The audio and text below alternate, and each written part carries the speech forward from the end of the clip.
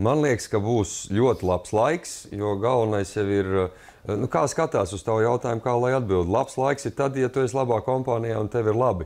Tad būs labs laiks. Kādi būs laika apstākļi? To es nevaru pateikt, bet noteikti būs labi.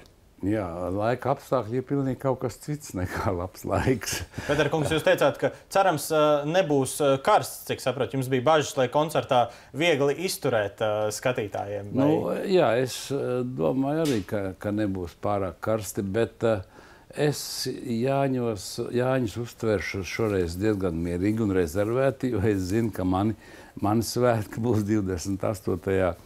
jūnijā un spēki jātaupa. Gan jau būs labi. Un es esmu piedzīvojis Jāņus, kad līst kā pa Jāņiem, un viss ir bijuši tik priecīgi, jo jauni. Jo mēs bijām jauni.